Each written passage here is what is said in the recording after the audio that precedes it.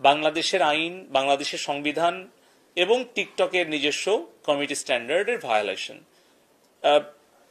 এবং তারা এটা রেসপন্ড করেছে এবং দ্রুত তারা এটা ব্লক করেছে। এই যে আপনারা জানেন যে অনেকেই বলেছে মরে গেছে, তাদের নাম ছবি সোশ্যাল মিডিয়াতে দিয়েছে, ফেসবুকে, টিকটকে, কিন্তু পরে দেখা গেল যে 2 দিন পরে সে নিজে এসে আবার স্ট্যাটাস দিয়েছে যে আমি মরি নাই, আমি বেঁচে আছি।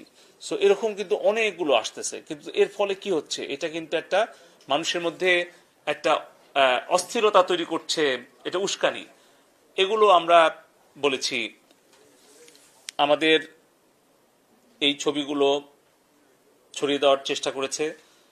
আমরা টিকটকের সহযোগিতায় আমরা সন্তুষ্টি প্রকাশ করেছি এবং টিকটকের প্রতিনিধি শারীরিকভাবে উপস্থিত হয়েছিলেন এবং ব্যাখ্যা দিয়েছেন। তাদের ব্যাখ্যায় আমরা সন্তুষ্ট হয়েছি এবং আমাদের লিগ্যাল টিম এবং আমাদের টেকনিক্যাল টিম, আমাদের বিটিআরসি, আমরা তাদের ব্যাখ্যায় এবং তাদের যে সহযোগিতা কার্যক্রমে আমরা সন্তুষ্ট হয়েছি। এবং কেন তারা পারলো, কেন ফেসবুক পারলো না, এটারা আমাদের কাছে যেটা মনে হয়েছে, আমরা জিজ্ঞেস করেছিলাম যে এই 14 থেকে 24 এই 10 দিন তারা এত দ্রুত রেসপন্ড করলো কিভাবে এবং কিভাবে এত কন্টেন্ট, আনুমানিক প্রায় 7 লাখের উপরে কন্টেন্ট কিন্তু টিকটক টেক ডাউন করেছে আনুমানিক, এবং আমাদের প্রায় 350-এর উপরে আমাদের রিকোয়েস্ট তারা কিন্তু অ্যাকসেপ্ট করেছে।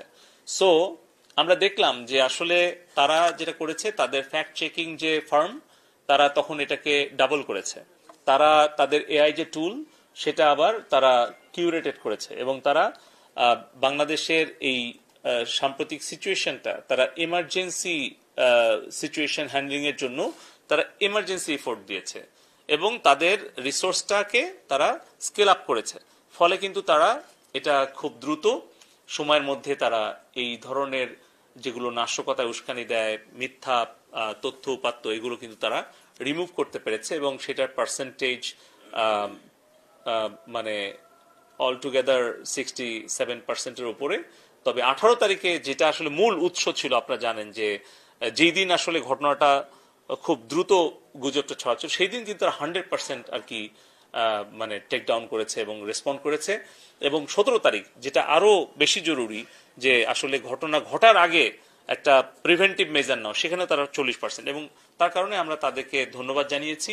এবং পাশাপাশি আমরা অনুরোধ করেছি ফেসবুক এবং টিকটককে যে যেন তারা বাংলাদেশে তাদের অফিসটা ওপেন করে এবং বাংলাদেশের যে ব্যবসার সম্ভাবনা তাদের আছে সেটাকে বিবেচনায় নিয়ে বাংলাদেশের স্পেসটাকে, আমরা সাইবার স্পেসটাকে সকলের জন্য উন্মুক্ত রেখেছি, আমরা উন্মুক্ত রাখতে চাই এবং আমরা চাই তাদের আরো নতুন বিনিয়োগ বাংলাদেশে হোক, সেটা প্রযুক্তিগত বিনিয়োগ, আর্থিক বিনিয়োগ, এবং পাশাপাশি বাংলাদেশে যাতে তাদের ডেটা সেন্টার, তাদের ডেভেলপমেন্ট সেন্টার, আর&ডি সেন্টার এবং অফিসটা যাতে ওপেন করে, যাতে আমরা বাংলাদেশ থেকে তাদেরকে সহযোগিতা করতে পারি, বাংলাদেশের ব্যবসা তারা বাড়াতে পারে।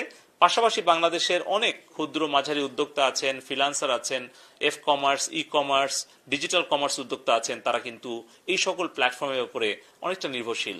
অতএব আমরা একসাথে মিলেই 41 সালে একটি উন্নত, সমৃদ্ধ, নিরাপদ একটি স্মার্ট বাংলাদেশ গড়ে তুলতে চাই। এটাই ছিল আজকে আমাদের আলোচনা বিষয়বস্তু। আপনাদের সকলকে আন্তরিক ধন্যবাদ এবং কৃতজ্ঞতা। এবং সব শেষে আমরা বলতে চাই যে আমরা আজকে বিকালের মধ্যে আমরা যে সকল সোশ্যাল মিডিয়া প্ল্যাটফর্ম আমরা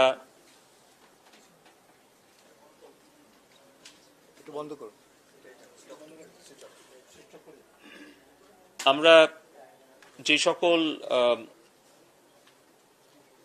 সোশ্যাল মিডিয়া প্ল্যাটফর্ম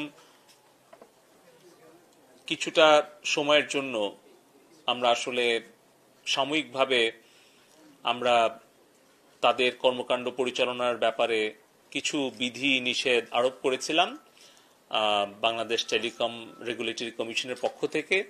আমরা সার্বিক বিবেচনা করে আমাদের ফ্রিল্যান্সার, ই কমার্স উদ্যোক্তা, আমাদের ব্যবসায়িক সম্প্রদায় এবং হয়তো স্কুল, কলেজ, শিক্ষা প্রতিষ্ঠান, এগুলো এখন সাময়িকভাবে বন্ধ আছে, কিন্তু আমাদের ছাত্র, ছাত্রী, শিক্ষক, গবেষক, তারা বিভিন্ন প্ল্যাটফর্মে কিন্তু তারা শিক্ষা কার্যক্রম চালাতে চায় সেক্ষেত্রেও কিন্তু ফেসবুক, টিকটক, ইউটিউব এই প্ল্যাটফর্মগুলো বেশ প্রয়োজনীয় প্ল্যাটফর্ম এটা আমরা মনে করি। কিন্তু সাময়িকভাবে কিছু বিধিনিষেধ আমরা আরোপ করতে বাধ্য হয়েছিলাম। তবে আমি আনুষ্ঠানিকভাবে আজকে আপনাদেরকে জানাতে চাচ্ছি যে আজকে আমরা সেই বিধিনিষেধ আমরা প্রত্যাহার করে নিচ্ছি এবং বাংলাদেশে আমাদের সাইবার স্পেসে আমরা ফেসবুক, টিকটক এবং ইউটিউব এর কার্যক্রম পরিচালনা করতে আর কোনো আমরা বাধা রাখছি না। এটা সম্পূর্ণভাবে সবগুলো অ্যাপ্লিকেশন আমরা ওপেন করে দিচ্ছি। সবাইকে ধন্যবাদ। জয় বাংলা, জয় বাংলা।